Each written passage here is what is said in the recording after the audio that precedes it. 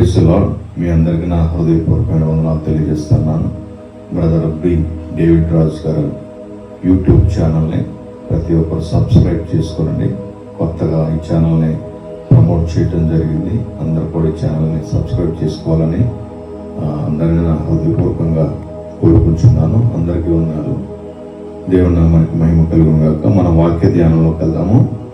కీర్తనల గ్రంథము 148వ కీర్తన 6వ అధ్యాయంలోకి ఒకసారి మనం చదువుకుందాం.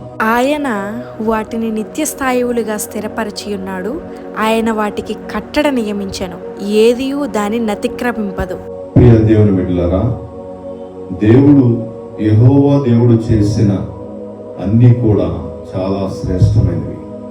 ఆయన సముద్రాన్ని, ఆకాశమును, భూమిని, భూమిలో ఉన్న మనుషులను, జలరాశులను, అలాగే అడవి జంతువులను ప్రతిదీ చూసుకుంటే కూడా చాలా శ్రేష్టముగా ఆయన ఈ లోకంలో సృష్టించాడు.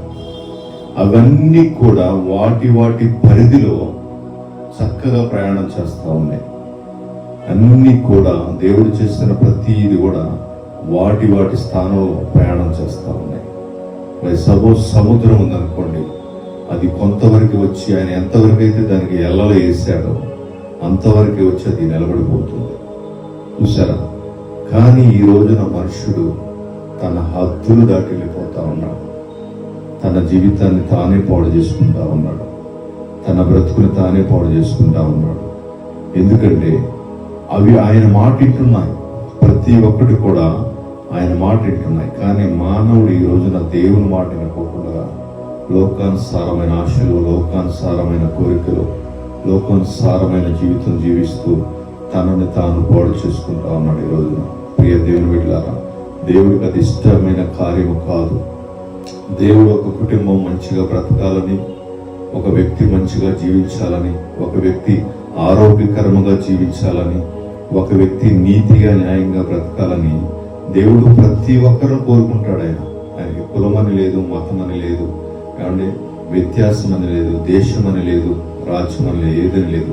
ప్రతి ఒక్క మనిషి కూడా క్షేమముగా మంచిగా జీవించాలన్నదే ఆయన ఆశ.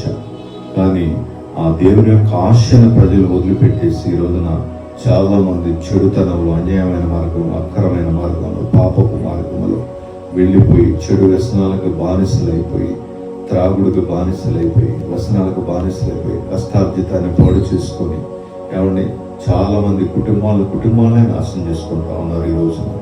అది చాలా విచారకరమైన జీవితం. కానీ దేవుడికి అది ఇష్టమైంది కాదు.